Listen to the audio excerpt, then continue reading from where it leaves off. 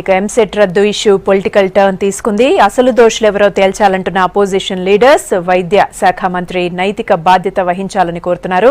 నిర్వాహకులపైన కఠిన చర్యలు తీసుకోవాలంటున్నారు. అయితే ప్రతిపక్షాల ఆరోపణలపై భగ్గుమంటున్నారు అధికార పార్టీ నేతలు. ప్రతిదాన్ని పొలిటికల్ యాంగిల్లో చూడొద్దంటున్నారు.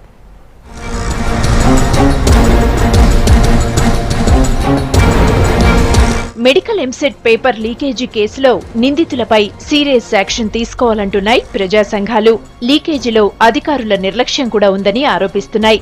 కొంతమంది అత్యాశతో విద్యార్థుల జీవితాలతో గేమ్ ఆడారని, దీనివల్ల విద్యార్థులు తీవ్రంగా నష్టపోయారని అంటున్నారు కాంగ్రెస్ నేతలు.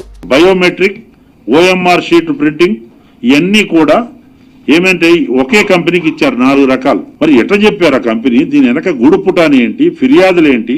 ఇంత పెద్ద స్కాము మొత్తం బెంగళూరులో చేతులు మారిని, ఇంకెక్కడెక్కడో రకరకాలుగా ఇంత ఓపెనింగ్ ఉంటే విద్యార్థుల మానసిక స్థితితో వాళ్ళ టాలెంట్ తో ఆటలాడుకుంటారా? But for ever inefficiency conducting of JNTU ఎవరైతే చేశారో, ఎంసెట్ కండక్ట్ చేశారో మీదే బాధ్యత. బీజేపీ కూడా ఇదే వాయిస్ వినిపించింది. ఎవరి సమక్షంలో పేపర్ ప్రింట్ అయిందో పోలీసులు గుర్తించాలన్నారు.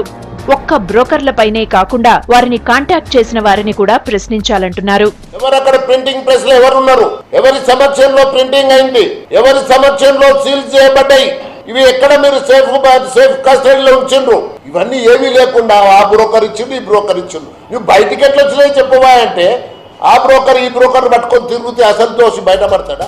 సర్కార్ మాత్రం అంతా పారదర్శకంగా ఉండాలనే రద్దు నిర్ణయం తీసుకున్నామని చెప్తోంది. నిందితులు ఏ స్థాయి వారైనా చర్యలు తప్పవన్నారు హోంమంత్రి. పరీక్ష రద్దుపై విద్యార్థులు ఆందోళన పడాల్సిన అవసరం లేదన్నారు మంత్రి.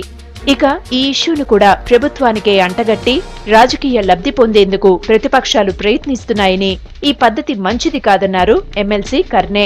సమీక్ష చేశారు, దాని మీద ఒక నిర్ణయం తీసుకుంటారు. ముఖ్యమంత్రి గారు ప్రభుత్వమే నిర్ణయం తీసుకోవాలా, కానీ ఎవరైతే చేసిండ్రో వారు దేశద్రోహులు, పిల్లల జీవితాలను నాశనం చేసేదానికి ప్రయత్నం చేసిండ్రు, చాలా తప్పు పని చేసిన వాళ్ళు కఠినమైన శిక్ష వాళ్ళకు విధించాల్సినటువంటి అవసరం ఉంది. దోషులు ఎవరైనా గానీ శిక్షించడానికి సిద్ధంగా ఉన్నటువంటి సందర్భంలో ఒక పరిష్కార మార్గాన్ని వెతికి తద్వారా భవిష్యత్తులో ఎటువంటి లీకేజీలకు అవకాశం లేకుండా ఉండేటువంటి పరిస్థితులను మరి ఈ రాష్ట్ర ప్రభుత్వం వెతుకుతా ఉంటే, బాధ్యతగా ఈ రాష్ట్ర ప్రభుత్వానికి ఎప్పటికప్పుడు ప్రజల పక్షాన ఉండి సరైనటువంటి సూచనలు ఇవ్వాల్సినటువంటి ప్రతిపక్షాలేమో ప్రతిదాన్ని కూడా రాజకీయం చేస్తా ఉంది. అయితే విద్యార్థులు మాత్రం సర్కారు నిర్ణయంపై గుస్సాగా ఉన్నారు.